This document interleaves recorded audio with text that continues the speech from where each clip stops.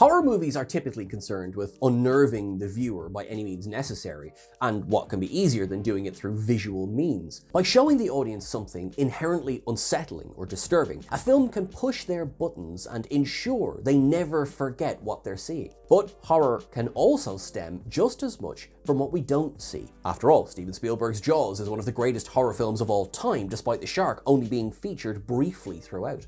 Yet these horror movies all one-upped that by featuring prominent, notable characters who are never actually physically seen once within the film itself. Perhaps they're ghostly villains who are invisible, entities capable of possessing human hosts, or even heroic characters who are only spoken about, but never seen for one reason or another. Whatever the circumstances, these notable characters are all never seen in their respective movies, no matter the often huge impact they have on the story overall. It's a testament to the filmmaking that these characters all feel present, even though we're never afforded an opportunity to actually look at them.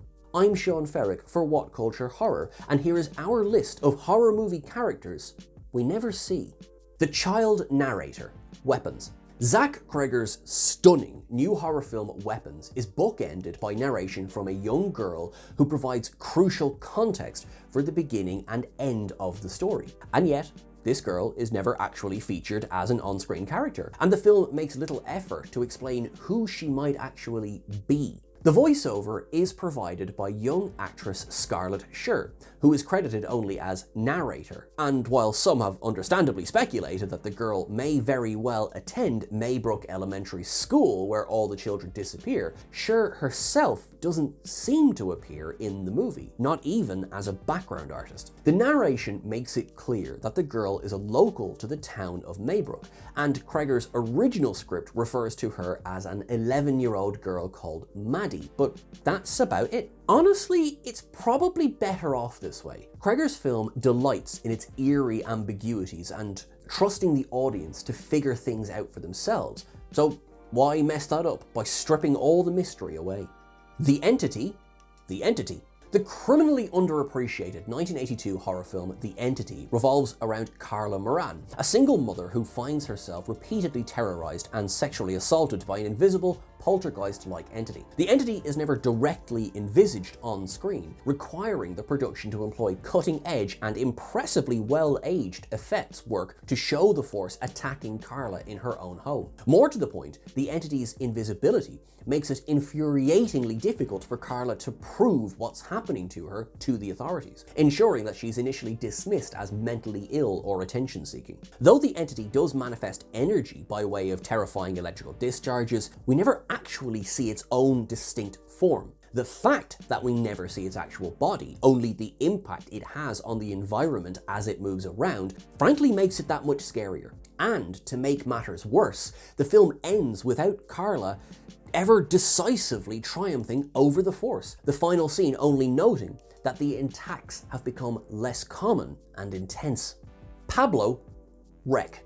By their sheer nature, found footage movies don't often show too much of the person operating the camera, though usually they'll at least be glimpsed in a mirror or another character will take hold of the camera for a little while to give them some face time. But in the case of the classic Spanish horror Wreck, cameraman Pablo isn't properly seen once during the entire film. The focus is solely on news reporter protagonist Angela Vidal, and considering that Pablo is literally a cameraman for the news, he's probably totally used to that being the case. Hell, even when Pablo is beaten to death and devoured by the mutated, infected Tristana Medeiros, at the end, we don't get any sort of sustained look at him. The most we ever see are quick glimpses of his hands and feet, but never his face. This makes a certain amount of sense when you consider that the film's camera operator was its cinematographer, Pablo Rosa, who presumably played Pablo because it was easier than training a real actor to operate the camera. The Baby, Rosemary's Baby. Despite Roman Polanski's incredible 1968 horror film Rosemary's Baby being centered entirely around the impending spawn of Rosemary, we never actually get to see the baby once they're born. In the movie's unforgettably bleak ending, Rosemary discovers that her child has been kidnapped by a demonic coven, and more to the point, the father of her child isn't her husband Guy, but rather Satan himself. Rosemary is left terrified at her son's eyes, yet we as the audience never see this for ourselves. We're only left to watch in horror as she reluctantly mothers her son, the apparent Antichrist. It goes without saying that nothing a movie can show will ever quite live up to what we can conjure in our own minds. For more than 50 years, viewers have pondered what Rosemary's son actually looked like, and Rosemary's distraught reaction face really says it all. Plus, there's the obvious practical concern of giving a young baby demonic eyes. You probably wouldn't be able to fit a baby with contact lenses, and in 1968, optical effects were a risky bet for something like this. All things considered, not showing the baby was definitely the right way to go. Christina Carpenter, Scream 2022. The fifth Scream film introduced audiences to new protagonists, Sam Carpenter and her sister Tara, with Sam later revealed to be the daughter of Ghostface killer Billy Loomis, who had an affair with Sam and Tara's mother, Christina, in high school. Despite the impact of this revelation on Sam's arc throughout the fifth and sixth films, Christina isn't seen in either film, being away on a business trip during the events of Scream 5, and then estranged from both of her daughters by Scream 6. Many fans initially suspected that Christina would finally be introduced in Scream 7, but with both Melissa Barrera and Jenna Ortega ultimately both exiting the sequel, it's safe to say that any potential plans for her are now kaput. Some even went so far as to speculate that Christina could be a killer in a future Scream film. But considering the possibility that we may never see Sam or Tara again in the franchise, Christina may forever be a character who audiences simply don't meet. Judy, Twin Peaks Fire Walk with Me. Twin Peaks Fire Walk with Me is enigmatic even for the standards of the late great David Lynch, and sort of introduces audiences to the character of Judy. Judy is first mentioned by Special Agent Philip Jeffries during his memorable scene at the FBI regional headquarters in Philadelphia, where he rocks up and immediately starts insisting that he won't be talking about Judy. With that, Jeffries vanishes. And that's the last direct word we hear about Judy in the film, who is never once elaborated upon or physically seen. The implication is that Judy is a malevolent force of some kind, and while Lynch's sequel series, Twin Peaks The Return, continued to follow the Judy thread, we never got explicit confirmation that any of the entities seen throughout the series were 100% Judy. And now that Lynch has tragically passed, in turn bringing the possibility of future Twin Peaks stories to an end, her concrete appearance will remain a mystery forevermore. Then again, that eerie uncertainty possesses its own kind of staying power. Dan Brenner, Buried. The brilliance of 2010's horror thriller Buried is that the entire film only shows one single character on screen, the ill-fated American truck driver Paul Conroy, who ends up buried alive in a wooden coffin while working in Iraq. Though the film is basically the Ryan Reynolds show, he does speak with numerous other characters over the phone, most prominently Dan Brenner, the head of the hostage working group who attempts to locate Paul to save him before it's too late. And while audiences might expect that they'll get to see Dan at the triumphant end of the movie when Paul is inevitably rescued, that isn't quite what happens. In a devastating twist ending, Dan actually isn't able to rescue Paul in time, leaving him to be suffocated to death as the coffin is filled with sand, and all Dan can do is profusely apologize for not making it. Keeping the camera in the coffin with Paul the entire time makes his isolation that much more palpable, and having his only possibility of salvation be a remote, disembodied voice we can never put a face to only further hammers that point home. Billy, Black Christmas. 1974's Black Christmas doesn't get nearly enough credit for being one of the earliest and most innovative slasher films, nor for featuring such a terrifying antagonist, despite the fact that we never get a clear look at him. The film follows a group of sorority sisters who are stalked and killed by a shadowy man known only as Billy, whose face and body are never conclusively shown to the audience. Director Bob Clark does a fantastic job of blanketing Billy in shadow, such that we never see more than a limb or an eye peering out of the dark. This, combined with the character's lack of a clear motive, makes him stand out among slasher film antagonists, leaving him something of a blank slate for audiences to project their own fears and anxieties onto. Though his lack of palpable screen presence has made him less iconic than, say, Michael Myers, and probably explains why Black Christmas 2 never happened, it's ultimately an artistic choice that's aged incredibly well more than 50 years later. Paimon, Hereditary. Over the course of Ari Aster's mesmerizing horror masterpiece Hereditary, we learn that a coven is plotting to resurrect the demon king Paimon, who requires a male body to serve as his host. The coven decides upon Annie's son Peter, and at the end of the movie, Peter does indeed appear to become possessed by King Paimon, completing the coven's plan. Yet, we never actually behold Paimon's true form physically on screen, though we see a picture of Paimon in a book and occasionally glimpse strange glowing light when something supernatural is happening. That's it. This is likely a combination of both practical and artistic decision making. For one, it'd be tough to show Paimon on a screen for a $10 million budget, and the potential for him to look absolutely ridiculous speaks for itself. Having him instead operate through human vessels was definitely the smart play here, all while the audience is left to ponder what the newly resurrected Demon King will do with his new human body. The Entity, The Endless. Justin Benson and Aaron Moorhead's terrific sci-fi horror film The Endless follows two brothers who revisit an apparent cult to which they belonged as children. After arriving, Justin becomes convinced that he's being observed by an invisible entity, and it's revealed later in the film that a strange, unseen cosmic force is trapping people in time loops for its own seemingly perverse amusement. Though the brothers do eventually find various structures which show different possible interpretations of what the entity looks like, the film never gives a fixed account of its true form. Given that The Endless firmly follows the Lovecraftian tradition of introducing an entity which defies conventional human comprehension, once being described as made of impossible colors, it's fitting that we as the audience are never shown what it looks like. After all, when a creature is built up so much, a physical reveal is almost certainly destined to be a disappointment. Azazel, Fallen.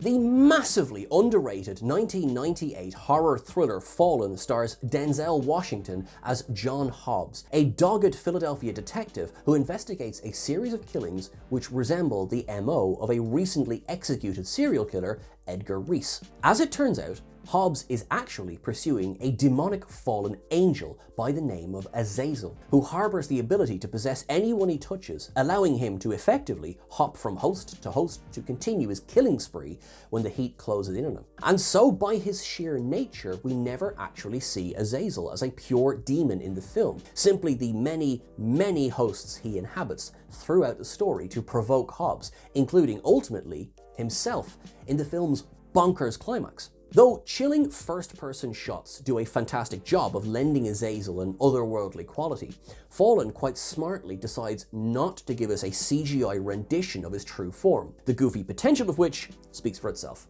Death, Final Destination. The Final Destination franchise revolves around hapless people being chased down by death itself, a force capable of extreme punishment, and yet which is never physically depicted on screen as a tangible being, thankfully. Now, it's absolutely worth pointing out that the series has occasionally depicted the vague essence of death by way of shadowy shapes moving around, but it's also quite sensibly never committed to showing death without ambiguity. For many years, it was a popular fan theory that mortician William Bloodworth was actually the personification of death, hence his intimate knowledge of how death operates. But the most recent sequel, Final Destination Bloodlines, quite categorically proved that not to be true in an incredibly moving final performance from actor Tony Todd.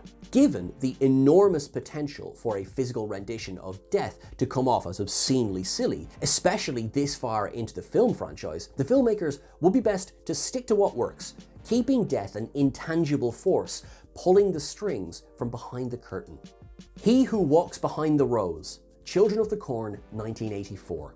Sometimes it's so tricky to do full justice to an entity described on the written page that it's better to just not bother at all. And that was quite sensibly the case with the 1984 adaptation of Stephen King's short story, Children of the Corn. The focal religious cult worships a bloodthirsty deity known as He Who Walks Behind the Rose, but the creature is never once shown, its presence instead being implied through shadows, movement amid the cornfields, and so on. Considering the film's mere $3 million budget, it was certainly a smart choice, and one that's been absolutely vindicated by the franchise's later attempts to show He Who Walks Behind the Rose on screen.